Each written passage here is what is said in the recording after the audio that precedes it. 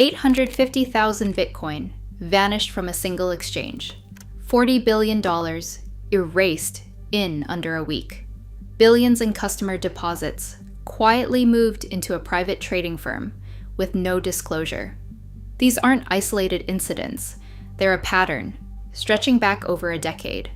So is cryptocurrency the greatest financial scam ever devised?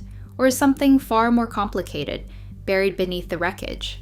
The answer starts with understanding what crypto actually promised. Cryptocurrency is a family of diverse technologies, including programmable networks, stablecoins, and digital tokens. Its foundation is a distributed blockchain ledger. Transactions are signed with a private cryptographic key, granting absolute digital ownership, and broadcast to thousands of computers, called nodes. This setup bypassed central banks, offering a financial system where no central authority could freeze your funds. But public transparency does not guarantee security. While a personal offline wallet grants total self-custody, millions of users instead trust their private keys to centralized exchanges, reintroducing the very middlemen crypto aimed to eliminate. Moreover, securing these networks is historically costly. Bitcoin's mining system consumes roughly 140 terawatt-hours of electricity annually, which is equivalent to the national grid of Argentina. While Ethereum's transition to proof-of-stake reduced its energy footprint by over 99%, the core design remains double-edged. The immutable ledger records every transaction with perfect clarity, but it offers zero consumer protection. This raises a dark question. Can a system designed to be completely unforgiving ever truly be safe? In February 2014, the world's largest Bitcoin exchange, Mt. Gox, abruptly halted operations and filed for bankruptcy. Its chief executive, Mark Karpeles, revealed that roughly 850,000 Bitcoin, valued at $460 million at the time, had vanished.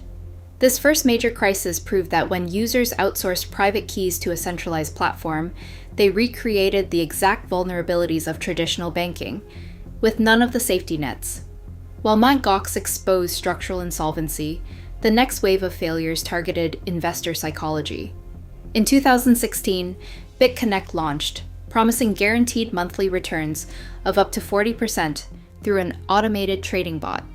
It gathered over $3 billion before shutting down in January 2018, leaving investors with worthless tokens in a textbook Ponzi scheme. Simultaneously, OneCoin bypassed the technical mechanics of blockchain entirely. Led by Ruja Ignatova, OneCoin functioned as a global multi-level marketing pyramid. Promoters sold educational packages and internal tokens that were never traded on any public market. Ignatova disappeared in October 2017 with an estimated $4 billion of investor funds, proving that belief could be sold far more effectively than actual technology. These early crises were not isolated events. They established the foundational templates for future industry collapses: custodial failure, artificial yield, and aggressive marketing.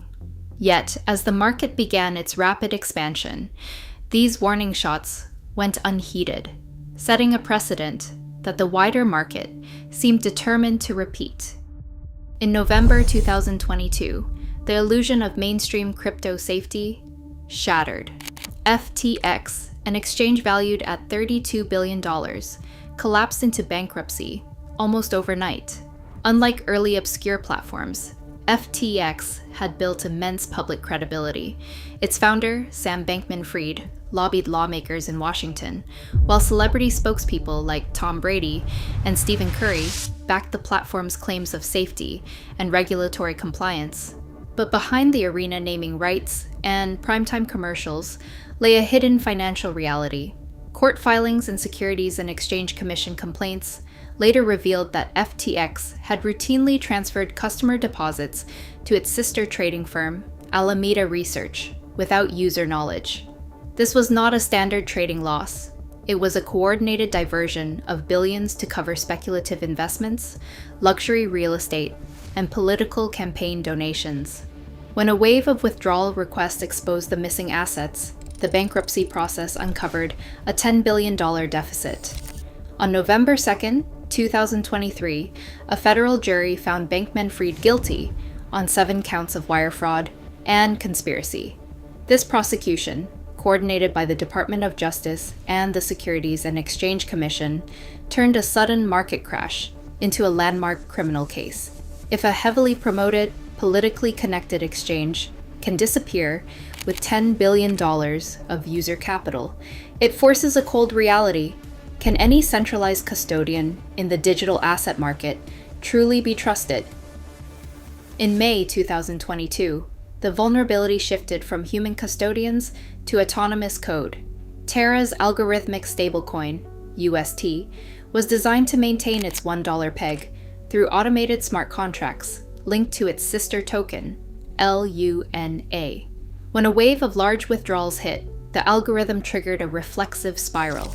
Within days, $40 billion of market value vanished as LUNA hyperinflated to zero. This automated collapse exposed a deeper truth.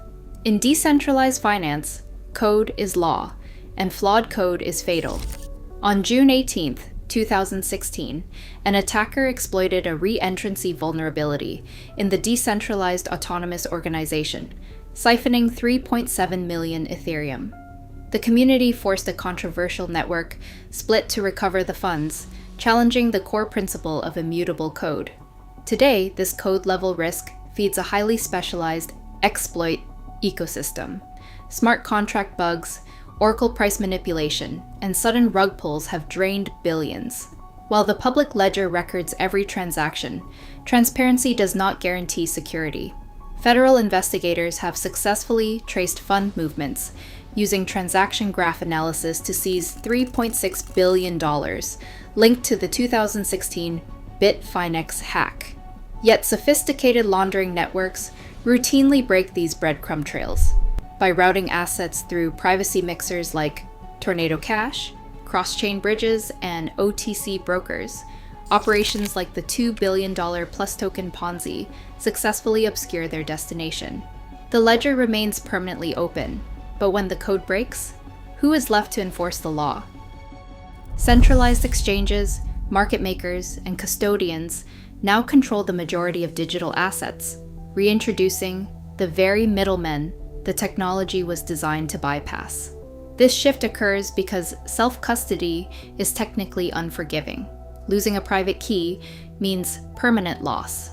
Meanwhile, venture capital and platforms like Solana's Pump.Fun capture millions in fees by driving rapid token launches, which often collapse after the initial marketing fades. True transparency is rare, as platforms offer marketing-style attestations rather than standard financial audits. Yet evidence shows genuine use cases exist. In emerging markets, stablecoins reduce cross-border remittance fees from 7% to near zero.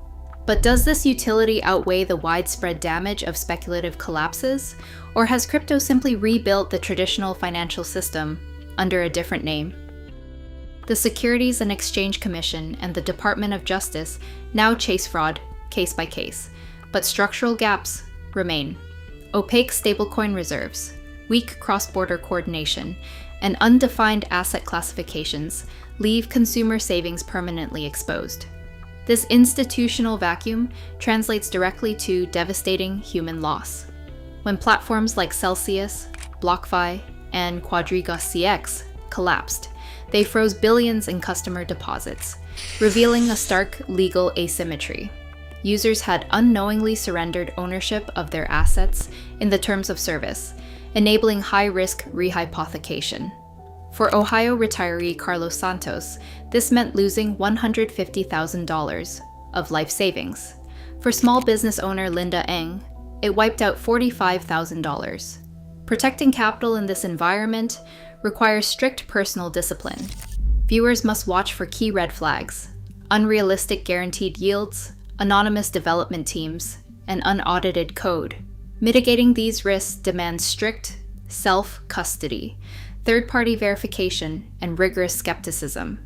Yet as policymakers struggle to adapt, the evidence trail leaves an unresolved tension.